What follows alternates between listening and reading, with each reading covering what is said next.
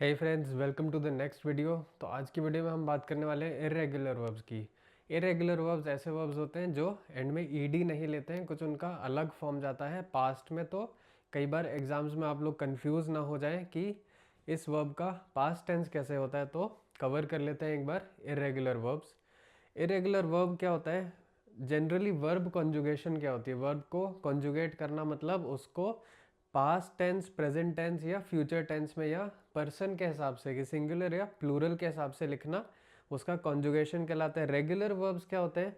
जैसे प्ले हो गया, वर्क हो गया, इनका पास्ट टेंस में आपको सिर्फ ईडी लगाना होता है तो उनका पास्ट टेंस बन जाता है। जैसे प्ले का प्लेड हो गया, वर्क का वर्कड हो गया, तो ईडी ज्वाइन करके आप उसका पास्ट टेंस फॉर्म कर सकते हैं। लेकिन इरेगुलर वर्ब्स में ये रेगुलर पैटर्न्स फॉलो नहीं होते हैं। अब हम एग्जांपल्स देखते हैं। इरेगुलर वर्ब्स ऐसे वर्ब्स हैं जो फॉलो नहीं करते regular pattern of adding ED. ED add करके आप उनका पास्ट नहीं बना सकते और पास्ट पार्टिसिपल भी नहीं बना सकते हैं। तो इनको समझना ज़रूरी है क्योंकि इंग्लिश में बहुत जगह बहुत कॉमनली यूज़ किए जाने वाले वर्ब्स जो हैं वो इरेगुलर वर्ब्स होते हैं। जैसे कि बी, तो कुछ वर्ब्स की अब हम लिस्ट देखने वाले हैं अगले 2-3 स्लाइड्स में। आप ये लिस्ट सेव कर सकते हैं और मैं भी इनको एक पीडीएफ में आपके साथ शेयर कर दूंगा। तो बी का पास्ट टेंस होता है वॉज या वर। पास्ट पार्टिसिपल होता है बीन। बिकम का पास्ट होता है बिकेम और पास्ट पार्टिसिपल बिकम ही रहता है। बिगिन का past tense began, past participle begin.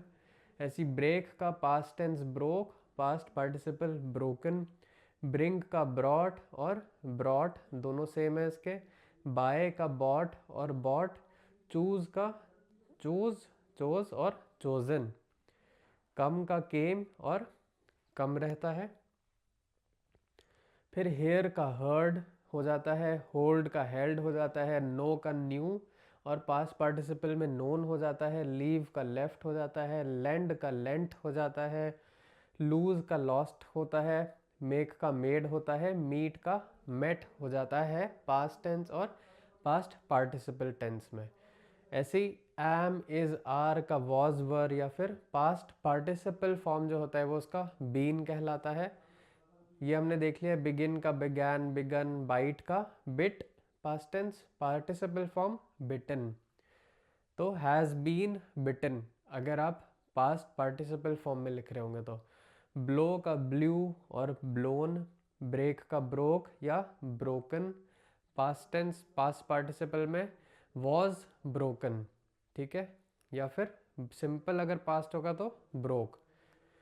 ऐसे ही चूज का चोज, चूजन। कम देख लिया हमने। डू का डिड और डन होता है पास्ट पार्टिसिपल। ऐसे ही ड्रॉ का ड्रू और ड्रॉन हो जाता है। तो बहुत सारे ऐसे वर्ब्स आएंगे आपके पढ़ाई के आगे ड्यूरेशन में, आप जितना भी स्टडी कर रहे होंगे बहुत सारे आपको इरेगुलर वर्ब्स मिलने वाले हैं। अब इम्पॉर्टेंट है कि आप इनके पास्ट पार्टिसिपल फॉर्म्स याद रखिए क्योंकि ये वर्ब टेंस कॉन्जुगेशन में आपके बहुत इंपॉर्टेंट होने वाले हैं, जहाँ पे आपको एरर डिटेक्शन करना है, फिल इन द ब्लैंक्स करना है या फिर रीडिंग कॉम्प्रिहेंशन में सेंटेंस का मतलब समझना है।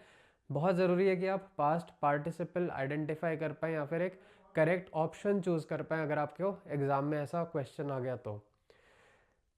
अब ये कुछ क्वेश्चंस हैं, आपको इनमें करेक्ट इरेगुलर वर्ब का फॉर्म भरना है, करेक्ट पास्ट टेंस भरना है। The dog dash loudly. I dash breakfast this morning, मैंने इस अभी सुबह नाश्ता किया था। She dash to the store yesterday, वो कल स्टोर गई थी। दे डैश कॉफ़ी, उन्होंने कॉफ़ी पिया या कॉफ़ी पी रहे थे। He dash to the teacher, अब वर्ब है हमारा स्पीक, वो टीचर से बात कर रहा था या फिर करेगा। कोई सा भी आप टेंस यूज़ कर सकते हैं लेकिन आपको इसके करेक्ट फॉर्म्स लिखने होंगे इरेगुलर वर्ब्स के। अब आपको पास्ट पार्टिसिपल फॉर्म बताना है सी, ईट, स्पीक, गो और ब्रेक का। तो प्रैक्टिस कर लीजिए कि इनके पास्ट पार्टिसिपल कौन से होते हैं। जो मेरा टेलीग्राम और व्हाट्सएप ग्रुप है उसमें भी मैं एक क्विज करता हूँ इरेगुलर वर्ब्स के। हम लोग पास्ट पार्टिसिपल्स फॉर्म्स वहाँ पे प्रैक्टिस करते रहते हैं, तो वो ग्रुप आप ज्वाइन कर लीजिए। ये नंबर है, इस पर आप मैसेज करके आप इंग्लिश का मेरा टेलीग्राम और व्हाट्सएप का जो पेड ग्रुप है वो आप ज्वाइन करेंगे अगर, तो वहाँ पर आपको ये सारे क्विज मिल जाएंगे।